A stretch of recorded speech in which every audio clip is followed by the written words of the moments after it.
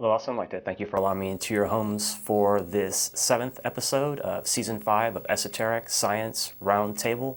And I would like to begin by making a couple of brief announcements. First of all, I'd like to thank everyone that took the time and trouble to come out to the metaphysical philosophical meeting that we here at Esoteric Science Roundtable and Jeff Contreras from Therefore I Am co-host each and every third Wednesday of the month. And so that fell yesterday on the 21st. And we had a good turnout, and I, again, do thank everybody that did take the time to come out and break bread with us.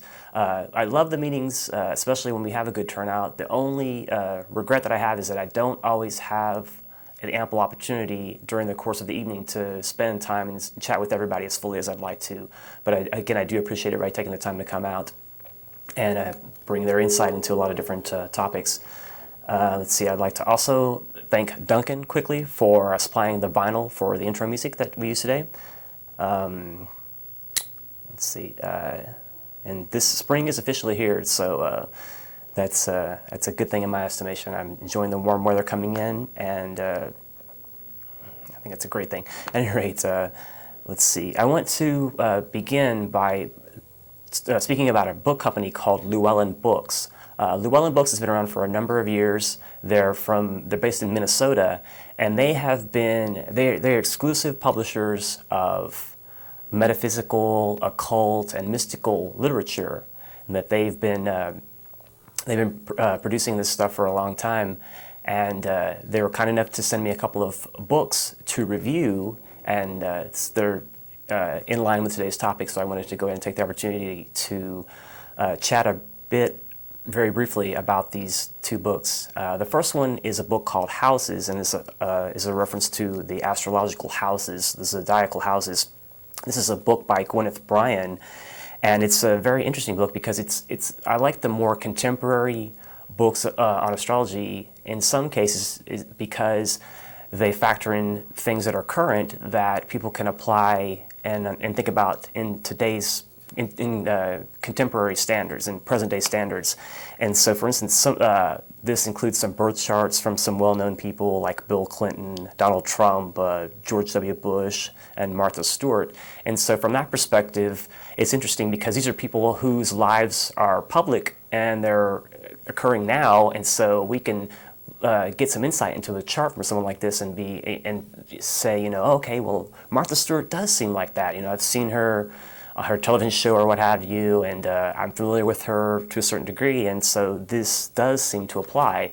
And this, I think, helps validate astrology as a science. It is the world's oldest science, and it is definitely a science in my estimation. And so this is a science that keeps evolving, and as new planets and planetoids are discovered, this is factored into the study. And so these newer books allow for these new influences, and also the quality of mind is ever emerging in our humanity, and so new interpretations of these things are available for us.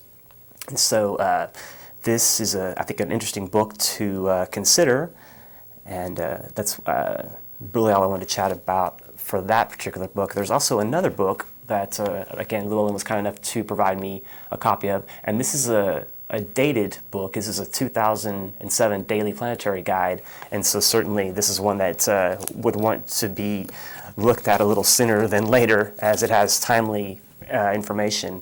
And this is a book that is, written by Ann Windsor, but this also has Opportunity Periods by Jim Chauvin.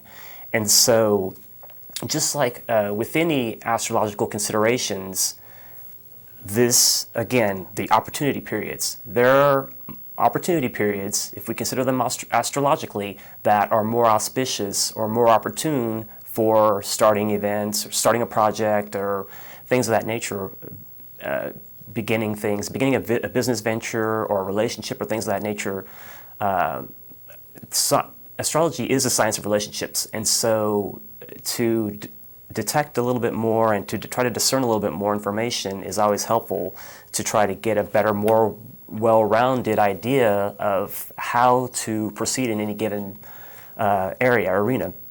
And again, I would really encourage people to take the astrological information that they have at their disposal and use it as a kind of a guide, but please don't take the astrological information that comes into your awareness and use it as something that's going to happen for sure, because the future is definitely something that is constantly in a state of flux, and we have free will, and so these things are going to affect how the stars and the constellations affect us. And so to read an astrological forecast and to take it as, the letter of the law, I think is only to our detriment. This is something this information about these exchanges of energies and this relationship ideology can be used to help us out, but again, to use it as a complete crutch, I think, is a very, very bad idea. And so I would discourage people from considering it in that context. But as far as just a helpful guide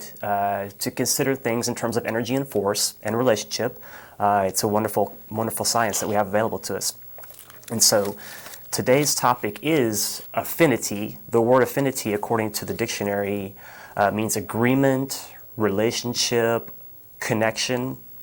And so again, this concept ties in with relationships between constellations, planets, all of the celestial globes and the heavenly globes and celestial orbs have an energetic component to them, and they all have sentiency, and they are all self-conscious as well. So just in the same sense that a person has their consciousness has a body that it works through, it's the same concept with the planets and these objects out in space that are in relation to our Earth, that these objects have, again, their own self-consciousness and their own sentiency, and so they have relationships, quite complex relationships, actually. And so with our limited, finite human understanding, we can only grasp so much of this energetic exchange that's taking place at all times, and also how it's going to affect us and our humanity at any given time. And certainly proximity to one another is something that has to be considered as well. When the planets and the stars move and they alter their position in relation to one another, different exchanges of energy are set up and put into place.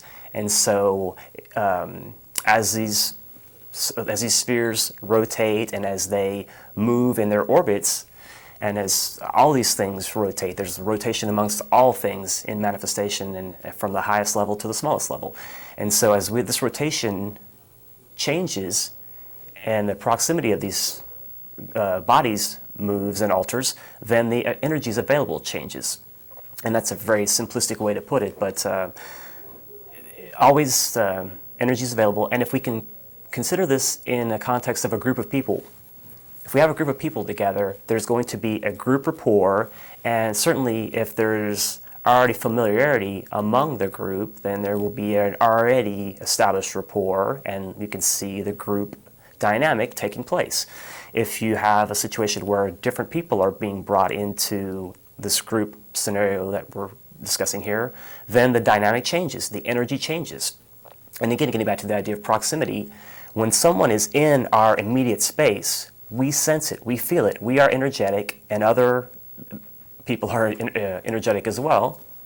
And so by virtue of that, we can sense this. We sense this very readily, and we know. It's just the same feeling that we have when we feel or sense that someone is behind us, walking behind us. That sensitivity and that sense of relationship is ever present. It's just that not everyone is so cognizant of it at all times.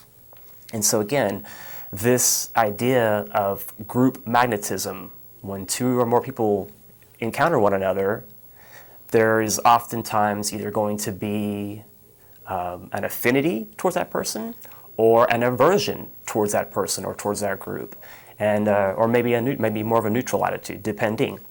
But nonetheless, we sense and we feel when we're in the proximity of other people, or groups for that matter, and we can sense this energetically. And this is the same concept on a smaller scale that relates to the larger workings out in the solar system and beyond. And so this certainly has a lot of bearing on us personally. And so the idea that when two or more are gathered, and that's certainly a biblical concept, that different energies are available, and there is the concept of a triangular group. So having at least 3 points in an energetic grouping is going to create a certain tone, if you will, a certain energetic emanation. And so, considering esoteric symbolism, the equilateral triangle, the equal-sided triangle, has much to offer in this relation. If we consider and study that shape, that it has 3 points equally distant from one another, and that this corresponds to a relationship between us as humanity and other kingdoms in nature, and us in our Earth in conjunction with other, again, celestial globes and heavenly orbs. So in this case, I would like to tie this into the triangle between our humanity, the hierarchy so-called, which is also known as Christ and the Church Invisible, the just men made perfect, that there's an intermediary group between, and this is also considered the love nature of our humanity as well. This is the core kernel of our pure love, unconditional love, pure reason, that is basically held in trust of this esteemed group. And so this, again, is an idea in relation between our humanity, hierarchy so-called, or Christ and the Church Invisible, and Shambhala, or the center where the will of God is known, or the Father, the will of the Father as it's considered biblically. So again, this is a triangle, and this is a point, these are 3 points forming a triangle of energy. And so this is also, certainly there's a stepping down process that we can consider. And so from the highest or most potent point, which is the will aspect, this energy, this energetic in this triangular situation is filtered down or stepped down, and then from the next position, that is also further stepped down until it reaches the 3rd point. And so this energetic through these 3 points is repeated, and this is also, we can see this again in the relationships between the planets and the constellations as they form these triangulated relationships, and this changes and is in constant flux as well. But we also have the idea of triangulation. If we know, mathematically, if we know 2 points, then we can figure out the 3rd point, and that is something as well that in astrology, sometimes we may know some aspects of energy, but there is an unknown aspect of energy that we can equate with some value, but we may not know that much about it. And so, again, this science can be used to ascertain and discern things that are hidden or not well known. Now, keeping in mind that there are 2 aspects of astrology, and there's a duality in pretty much every teaching that has made its way into manifestation, whether that is a teaching based on mathematics, architecture, sociology, you name it. There's always going to be an outer and an inner. And there's no real difference with astrology. There's the astrology of our personality nature, and then there's the astrology of the soul nature. And this is going to vary with each individual person. Some are more inclined towards the personality nature, and so they're going to be affected more so in their emotional nature and their desire nature, and the thinking process will be more self-centered as opposed to altruistic, goodwill, thinking in terms of a greater, larger body than just ourselves. And so this also is linked to our karma in that those that are still mired in karmic debt and still continuing to develop and continue to build and accrue more karmic debt, they are going to be, again, more centered in the personality nature. And so by virtue of that, the stars, the way in which we go through the progression of the stars and the constellations, symbolically speaking, we go a certain way. We go, well, this is opposite from, but anyway, we go clockwise in the personality nature, but then as one reorients oneself towards a spiritual path or spiritual inclination, then there is a stopping, there's a grinding, not a complete grinding, but there's a definite shifting taking place in which that trend, the clockwise trend towards the material nature, shifts, and then the wheel is reversed, so-called, esoterically speaking. And so then we begin to rule our stars more so than the stars ruling us. Now, keeping in mind, we do have free will at all levels. And this is going to depend as to how much and how the influence plays out on us. And so this is, again, something to consider in terms of a karmic or energetic working out. And so there's certainly different groupings of stars that relate to our Earth. And the ancients had 7 planets that they recognized. And oftentimes you would find the sun and the moon included in that grouping. Modern science tends to believe or is an advocate of the concept that, well, these ancients, they had limited technology, they didn't have the telescopes and things of that nature that we have available to us today, and so they had a limited understanding of the stars and what was out in the space around them.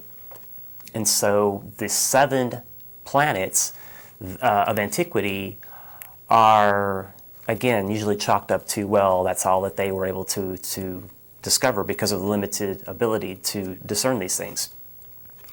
I definitely feel that the ancients had a lot more understanding of the esoteric nature of the relationship of these stars, planets, constellations to one another, into our Earth and our humanity. And so I feel more often than not, astrology is ridiculed, and the amount of knowledge that is granted to have existed among these ancients it's either subjected to this, oh, well, they only had limited technology. My firm belief is that the ancients had a vast amount of insight into the hidden or esoteric aspects of the relationships of the planets to one another and how this affected us. And so this inner aspect of this information, or this esoteric information, has been hidden and I feel has been kept away from us. And there are so many mysterious aspects of the globes in close proximity to our planet that I feel quite confident that there's a lot that's being completely suppressed, and certainly in relation to the planet Mars and what potential artifacts and what remnants of civilization might be on that particular globe, and our moon as well, for that matter. The researcher Richard C. Hoagland has done a lot of research into both of these particular places and has come up with his scientific belief that, well, I don't want to say belief necessarily, but scientific evidence that substantiates civilization existing on these globes. And so, again, I do feel that what contemporary science, or the powers that be, probably more appropriately, are aware of in relation to astrology and in relation to the true nature of some of these other globes within our solar system, again, is being suppressed and is being hid to keep us, again, in the dark, as with so many other things that we're kept in the dark about, that we're not given the full truth about. And again, knowledge is power in many respects, and so those that are able to maintain an exclusive hold on some of this esoteric information and this inner teaching can, by virtue of that, have some control over the masses. And so those that are aware of these things, I think, do go out of their way to make sure that we don't have a fuller understanding, and that, again, these ideas are ridiculed and not taken seriously. Now, certainly, again, we spoke about the 7 planets of the ancients, and there's a concept just in the sense of the spiritually inclined individual. There is also the more spiritually adept or inclined planetary consciousness as well. And this is where we can consider our Earth in relation to some other globes. I spoke in weeks previous about the Earth's relationship to Venus. Venus is akin to the soul, in a sense, of our planet Earth. And Venus is considered a sacred planet, whereas our Earth is a non-sacred planet. And there are sacred planets within the proximity of in close proximity to our Earth, within our solar system. And the idea is that the consciousness that indwells these globes has passed through a series of tests and trials, commonly known as initiation, that has allowed for the energetic or the dynamic of that planet to change and alter and again become more spiritual. And so there are these so-called sacred planets, and our Earth is in the process, so esoteric tradition tells us, of becoming a sacred planet. Now this is also part and parcel of our human evolutionary unfolding. We as humanity, as we evolve, push forward the greater evolution of the one in whom we live and move and have our being, as it is called biblically, also the Ancient of Days. These are names for the consciousness that indwells our globe, symbolic names. And again, as humanity begins to take the trend towards a spiritual livelihood, then the dynamic of our planet changes by virtue of that. The planet itself, the consciousness of our globe, has its own free will, certainly, but it also has an awareness and a sense of responsibility to the lesser lives that live upon it, and within it for that matter too. So these lives, as they're lifted up, lift up the greater consciousness of the planet, and the planet becomes more light, if you will. And this is light in the spiritual connotation of that term. We, in essence, by virtue of being spirit, soul, and then flesh and matter ultimately, we are condensed light. And so as we recover and rediscover our light nature, our true inner nature, then that becomes something that we continually radiate. And this is another mystery too, with the mineral kingdom and radiation, and the minerals and the elements that are radioactive in nature. This again goes back to the idea of how separate entities affect each other energetically. And so we become ultimately, as humanity, more radioactive, more magnetic, and some people may have some experience with this, being around a person, a very spiritually evolved person, a guru type person perhaps, someone that radiates that magnetic field essentially, and so people tend to be drawn towards these types of individuals. This definitely is something that factors in, and so our humanity in the future will be more radiatory as the spiritual trend continues, and this is certainly something that we can see much evidence of if we really choose to look at it. Now certainly there's a lot of negativity in the world, and the news that we get is often very negative, but underlying all that chaos and all this, writhing and groaning and travailing and all that, there is this energetic underlying current that's emerging and moving to the surface. And so this light aspect of us is becoming more prominent, and this is ultimately affecting the consciousness that indwells our globe. And so as we evolve, we assist in the evolution of that greater intelligence, that greater consciousness. And so this again is with all of the planets, that we have this ability to have some rapport, some relationship. And considering the planets esoterically, there again are different triangles of energy that play out through different planets, again in our solar system, that are going to affect our evolution in different ways. And different groupings, different triangulations affect different aspects of our humanity. There are energetic influences, as I said earlier, that affect us in our emotional nature, and there are energetic influences that affect us mentally as well. And so certain planets are going to be more, are going to provide the energetic or the dynamic and that effect upon our humanity and our planet.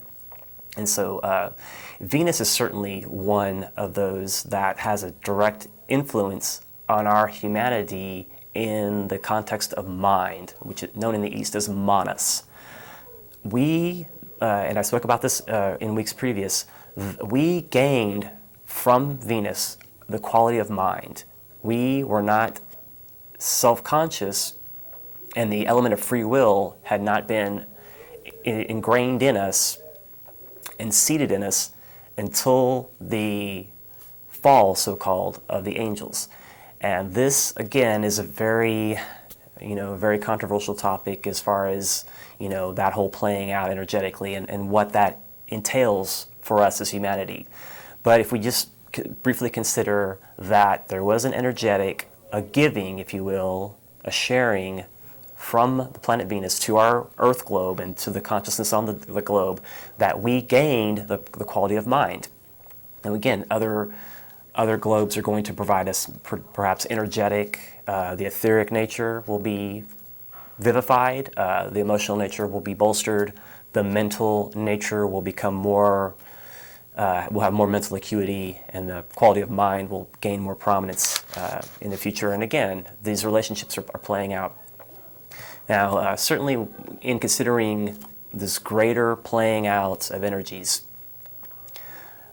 the idea of the 2012 Mayan calendar ending ties into this as well, in that as we move, again, there's rotation going on at all levels in the solar system and beyond. And so we, in our solar system and the sun will be aligning with the galactic center at this time. And so this again ties into another esoteric concept, alignment. Alignment can occur within the physical vehicle, and this is something that is sought after, and this is something that esoteric study, meditation, it's helpful to gain alignment through these exercises. And so as one meditates regularly, one builds in an alignment between the energetic nature, the emotional and desire nature, and the mind nature. And so this alignment allows for the integrated personality to meld their awareness with the larger awareness of ourselves, which is the soul, and then ultimately the spirit, the very core kernel of our being. And so alignment is a key concept in esotericism. This applies to the alignments between planets, obviously, and alignments within our own personage. And so this is something that plays out over and over again. Alignments, juxtapositions, readjusting, shifting, and changing. And so as we establish within ourselves this alignment, then we're able to, again, tap into a greater energy. And this is very much akin to, as I spoke earlier, of a planet becoming sacred and becoming able to be more luminous, be more radioactive.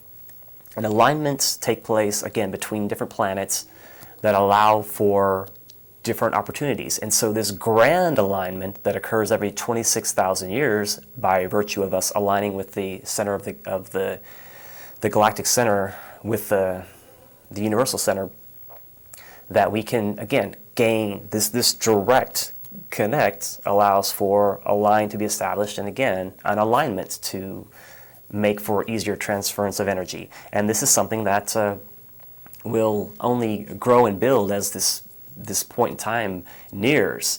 Now, certainly we can look at 2012 as a benchmark indicator for a transition point for our humanity. Some look at it as a potential chaotic time, and I can't necessarily fully disagree with that. Anything that we really talk about this future date will certainly be speculation, but so much has been written about and anticipated in relation to this date, it's hard not to bring it up in the context of this discussion.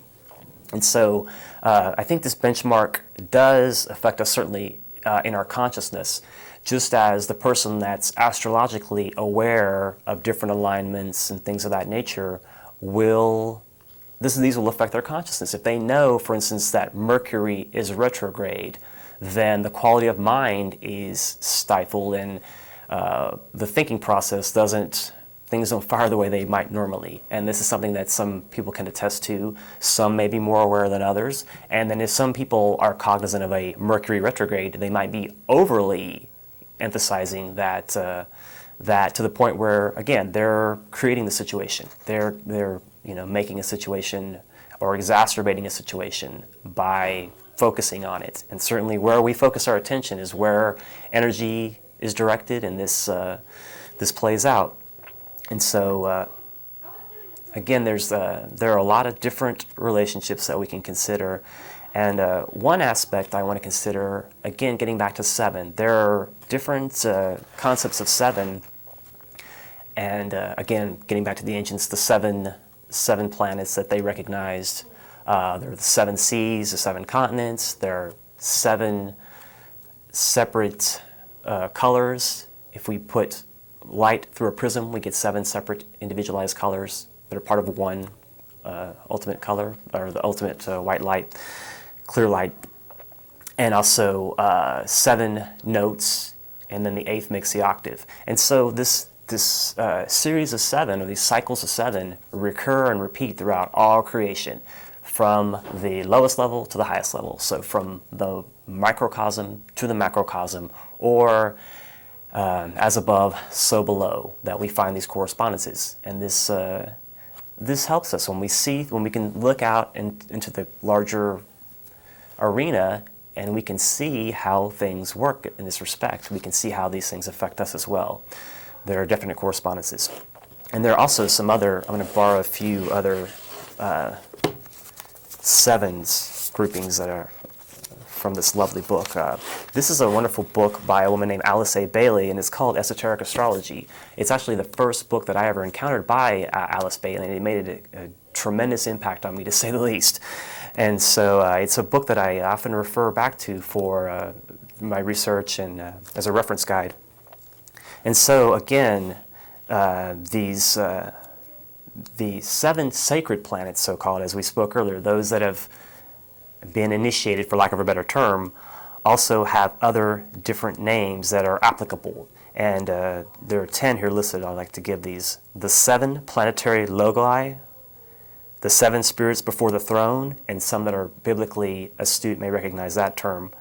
The 7 Kumaras, the 7 solar deities, the primordial 7, the 7 builders, the 7 intellectual breaths, the 7 Manus, the flames, lords of love, knowledge, and sacrifice.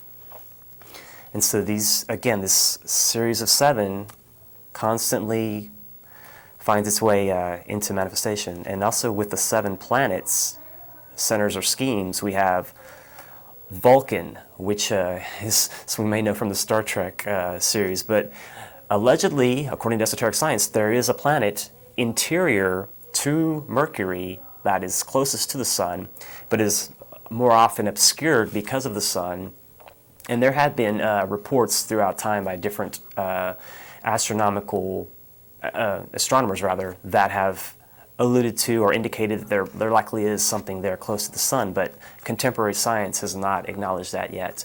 And another aspect of that is because this planet is not fully visible to us, there are different, just like there are aspects of us that are non-visible to the human eye, there are planetary aspects and there are globes that are not completely visible to our human eye and to the instruments that we have available to gauge certain things, to gauge such things. And so this is with the planet Vulcan, that it is not, it's not readily apparent to our eyes at this point in time. And as our vision develops, then we'll see more. Okay, again, getting back to these 7 planets or schemes. Vulcan, as I just mentioned, Venus, Mars, Earth, Mercury, Saturn, Jupiter. Now, certainly there are other planets in proximity to us, and there are 3 synthesizing planets: Uranus, Neptune, Saturn, and then the one resolver being the Sun. That makes 11 total. Oftentimes there are 12 considered or enumerated, and we could include the Moon veiling another planet. I can't say what planet that is because I honestly don't know, but oftentimes we see the Moon used or the Sun used as a veil or a blind for another planet, and oftentimes the Sun is the veil or blind for Vulcan. That's just something to consider there. Okay, so there are also greater cycles of 7 in the larger outreaches of space that are tied to our consciousness and our humanity and the evolution of our globe. And one of these is known as the 7 Sisters of the Pleiades. This star group, again, is based on 7 main stars. It's in the constellation Taurus, and one of the stars that's in this group of 7 in the Pleiades is called Alcyone. And that planet, allegedly, according to esoteric tradition, is the central star around which our universe revolves. Now, that's a pretty high billing for just a star in this system, and it's a curious condition. And so it's again, I can't really verify any of these things, but it does. This factors into my philosophy, and this is something that I consider at least hypothetical for the time being. And so Alcyone, one of the Pleiadian stars of the 7 sisters so-called, is allegedly the star upon which the entire universe rotates. And everything, again, as I said earlier, in manifestation is in rotation. Our DNA, the atom, the solar system, everything rotates in a spiral fashion. And so this is the way energy plays out, and this is a key thing to consider when we start thinking about things esoterically as far as energy exchange. And so there are, again, the 7 Sisters of the Pleiades and Alcyone that I just mentioned that are in Taurus. One thing that's curious about the Pleiades is, like, within recent times, so much information has come forward in considering, rather, or in relation to the Pleiadians themselves, the self-conscious beings that inhabit the star system. Now, certainly this is, again, something that I take as a hypothetical concept. I've never met a Pleiadian personally that I'm aware of. Perhaps I have. I can't say with any real certainty, but nonetheless, it is curious that so many New Age, if you'll pardon that phrase, writers, and there's been channeled information, again, which has to be taken with a grain of salt. Don't just any channeled information has to really be thoroughly discerned and considered with the utmost grain of salt. And so it is still nonetheless very interesting that so many contactees with the Pleiadians have come forward. And some may know of the Swiss farmer Billy Meyer. There's also Barbara Marciniak, Barbara Hand Clow, and a gentleman that I had on the show a few years back, George Green, was also a channel for some information that became the handbook for the New Paradigm. Some may be familiar with that book and the series of books that came with that.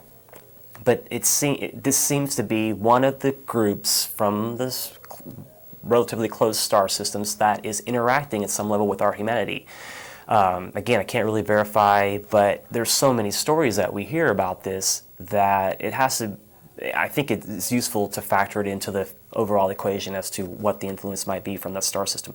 And so again, the Pleiades seem to have an influence on us, a very great influence on us, and there seems to be intimately tied in with our humanity and our Earth evolution and the planet's evolution, some relation with that star system. There's also a biblical phrase, who can resist the sweet song of the Pleiades? And astrology is not really, it's kind of frowned upon by most people that are, I guess, Christian or whatever term you would use that cozy up with the Bible quite a bit. But it's interesting to find that the handful of astrological references in the Bible that, if I don't know, they have to be factored in at some level. I mean, if you want to look at the book as something whole and intact, then certainly we have to factor in these more, I guess, esoteric phrases in with the simple things like love your neighbor. But just the fact that that's in there, who can resist the sweet song of the Pleiades, definitely has ramifications in my estimation that should be considered at some level. And so, again, getting back to the constellation Taurus, and I don't have time in this brief show to get into great detail with a lot of the constellations and what have you, and nor would I really want to, actually. But Taurus, the bull, is very special in some respects.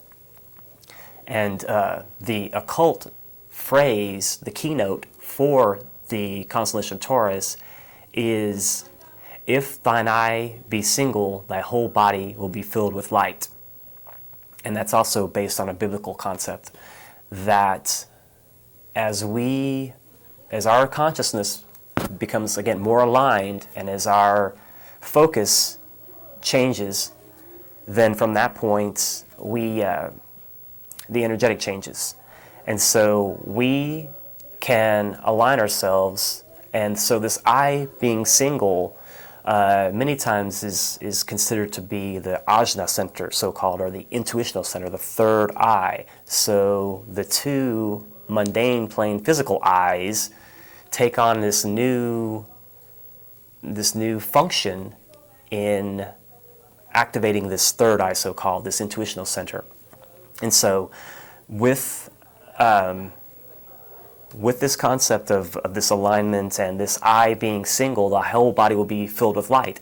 This again gets back to the idea of the human that is working towards a spiritual understanding, and ultimately, again, getting back to our planet, the Earth, as it becomes more luminous and becomes ultimately a sacred planet. We also are affecting that by our actions. And so if we do become singular and our focus is towards the one humanity and not so fractured and differentiated, this light will have an ability to align and be focused through us in a very unique way. And this is something that we see taking place. If we were to look back into, 100 years ago at a satellite, if we were able to look at the globe 100 years ago from space, we would see, little pockets of light here and there, and largely a dim, dark planet. That is not the case in this day and age. Light has become more prominent on the planet, and certainly that refers to physical plane light in that context, but it also has an analogy with our spiritual intake of light, our bringing out our light nature through time. And so this is an interesting concept. Now, there again, between the 7 sisters of the Pleiades and the 7 stars that are included in the Great Bear constellation, there is another relationship.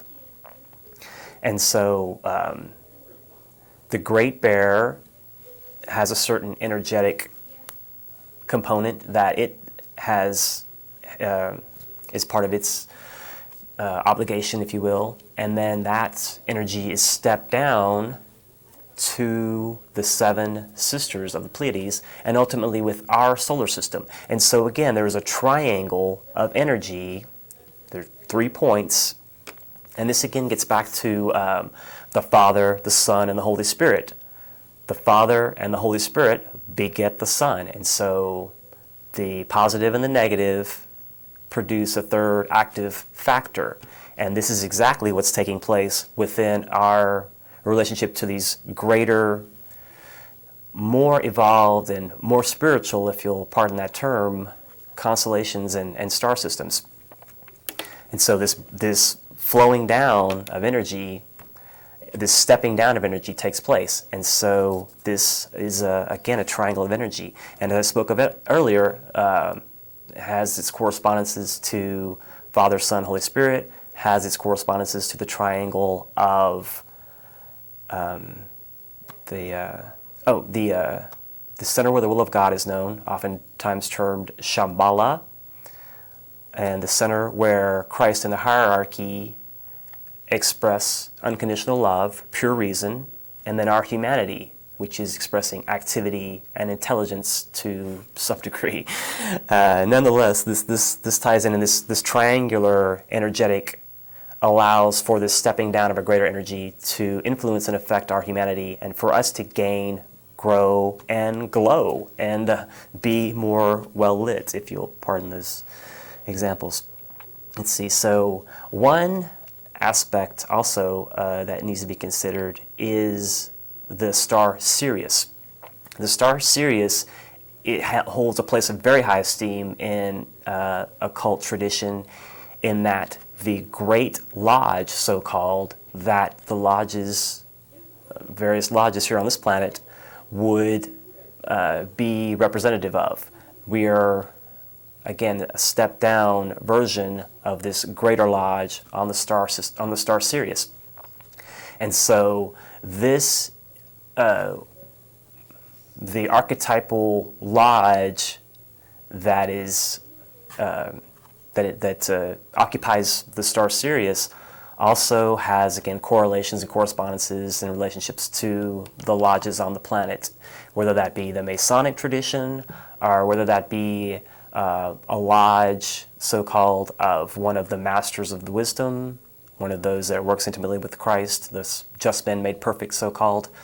There is this definite energetic that ties in. And so the star Sirius is also tied in with the concept of mind, the quality of mind. And really, we can sort of look at all of evolution as the unfolding of the quality of mind and really pure reason as well. Again, because love also drives the system and substantiates, underlies the system as well. But we're moving towards wisdom. We're moving towards an intelligent understanding of the love nature. And so mind does play out and factor in this case. And so the star Sirius is sometimes represented by a blazing star. And I thought this was really interesting because I came across this information after I designed the logo for the show, which some may be familiar with, has the three pointed flame at the top of the star in the logo design. And this has its correspondence to the blazing star, which symbolizes the Great Lodge or the Mother Lodge for the lodges here on the planet. Now, I myself am not a Mason, but I'm affiliated with the Esoteric group, if you will. And so by virtue of that, there's this correspondence to this Greater Lodge. And so as to how that plays out, again, these are some of the great mysteries of our evolutionary process and how these relationships and this kinship takes place and plays out. And so this planet that we're on has much significance. Many people think of this as an insignificant speck. It's an isolated freak show out here in space, flying around, zipping through space. But that's not the case. We have a special role to play as far as developing our self-conscious awareness and developing our sense of spirituality. We, in turn, are helping this planet, and as the planet, the consciousness that indwells the globe, is uplifted, then it also helps uplift the other globes in the system. And so this is a curious condition, but again, it goes back to this interdependence, this interrelationship, this energetic exchange that takes place at all times. We really couldn't exist without it. We are dependent upon this vivification through these other star systems, and they do have an influence on us. And we have an influence, certainly at a much lesser degree, but there is still, that give and take that takes place. As we become more spiritually inclined, then the other stars will have to take more note of us, if you will. And so that is in the process of taking place and happening. And so, again, I wanted to borrow a few different ideas from this book and get into what some of the other aspects of this might be. Okay, so in relation to, I'm going to start with some of these from the Great Bear. Let's see. The 7 rishis are the regents of the 7 stars of the Great Bear, and therefore of the same nature as the angels of the planets or the 7 great planetary spirits. It is the 7 rishis who mark the time and the duration of events in our septenary life cycle. They are as mysterious as their supposed wives, the Pleiades. The first 7 stars are not planetary. They are the leading stars of 7 constellations which turn around with the Great Bear. In Egypt, the Great Bear was a constellation called the Mother of the Revolutions. And the dragon with 7 heads was assigned to Saturn, who was called the Dragon of Life. Now again, getting into this symbolism of dragons and this lizard or reptilian influence is certainly, we find it recurring throughout time, and so it's interesting to see that reflected here as well. Also in the Book of Enoch, the Great Bear is called Leviathan. Also, our solar system with the Pleiades and one of the stars of the Great Bear form a cosmic triangle or an aggregation of 3 centers in the body of the one about whom naught may be said. And so this relates to the solar system. This is a reference to the fact that this is a mysterious, large group or body that we really have no real understanding of due to the limited, finite understanding of our humanity. Let's see, there are also some other, cosmic avatars represent embodied force from Sirius, and from that one of the 7 stars of the Great Bear, which is ensouled by the prototype of the Lord of the 3rd major ray, the 3rd planetary logos. Again, that's getting a bit esoteric, and I don't really have time to really get into a lot of the nuts and bolts of this. I just wanted to share some of these correspondences. Let's see, again, this is going to be more related to the Pleiades. The Pleiades are the central group of the system of sidereal astronomy. They are found in the neck of the bull, the constellation Taurus. They are therefore in the Milky Way. They are thus considered, Alcyon in particular, as a central point around which our universe of fixed stars revolves. There was another saying in relation to the constellation Taurus, and that is, the entire secret of divine purpose and planning is hidden in this sign, owing fundamentally to the relationship of the Pleiades to the constellation, the Great Bear, and our solar system. Again, getting back to the trinity or the triangulation or the 3 points working out together and having an energetic playing out through those 3 points. Let me go and grab a quick call or two here. Well, maybe I won't. Sorry about that, caller. Let's see. So there's a... Oh, here's another interesting thing. The Pleiades are to the solar system the source of electrical energy, and just as our sun is the embodiment of the heart of love aspect of the Logos, who is himself the heart of the one about whom naught may be said, so the Pleiades are the feminine opposite of Brahma. Again, this is just demonstrating this relationship. We're returning to the sun Sirius, or the star Sirius. The sun Sirius is the source of the logoic mind, in the same sense that the Pleiades are connected with the evolution of mind in the 7 heavenly men, and Venus was responsible for the coming of mind to Earth. And so, again, on a systemic level, the Great Bear would be the influential component that would instill the quality of mind, and the Pleiades would be connected with the individual planets.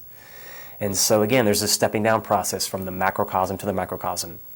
Do you have a call or two? So let me go ahead and hit that real quick. Hello, caller, you're on the air. Corey. Yeah. Hey, have you heard that the bees are all dying? Yes, I have. It's a little off topic, but yeah, go ahead.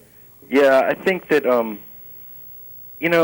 I've studied a lot of Kabbalism and the kind of the same lines as what you're talking about. And I kind of wonder if Christianity is just like a metaphor for older gods. I don't have time to really get into that too much, but I think there's definitely something to that. It ties into what you're talking about because, you're talking about, the stuff you're talking about goes way back. Like you were saying before, like a lot of Christians aren't really into astrology, and they kind of don't understand that people back when Jesus was alive were into it. And no question. And when you get into Kabbalism, you're getting into like the calling on the spirit world, and there's a lot of stuff going on in the world that people just can't see. No like question. Don't the Masons believe, or the Kabbalists, I'm not sure, Rosicrucians, whoever, don't they believe that there's like 3 different bodies to the sun? Like there's an etheric body to the sun, and that the real color of the sun is blue? Yes. Yeah, see, that stuff trips me out because I've always kind of thought that light is alive. It's like maybe pure psychic energy in like a pure form. Absolutely. And we can't really understand it because, like you were saying before, we can't see certain kinds of light with our eyes. But exactly. You see things glowing. Like when you look at flowers and we look at people, they're radioactive, and it's a good radioactive, and there's bad radiation too. And you can transmute that energy either way, pretty much. And people don't realize that their bodies are full of like copper is coursing through your veins, metals are coursing through, minerals, and this stuff conducts this energy that we can't see. And I guess I'll leave it with that. Thanks, man. Yeah, I appreciate it very much. Thanks a lot. Yeah, I think with the bees, there's an interesting concept esoterically that certain colors of flowers are leaving us, that are becoming extinct. And these would be certain shades of blue that we won't see quite as much. Allegedly, the more violet shades are coming into being, and this would tie into the violet reflecting the Aquarian age. So that's interesting. Thanks for the call, Drew. Appreciate it. I am rapidly running out of time for this presentation. I do thank everybody out there for viewing. I want to thank my producer, Chris, for commanding the helm of the Starship Esoterica. I want to thank Donna for helping to navigate. I want to encourage everybody to stay tuned at 10 o'clock to Channel 16 for Jeff Contreras, Therefore I Am. Thanks a lot, Austin. Have a nice evening. Take care. See you soon.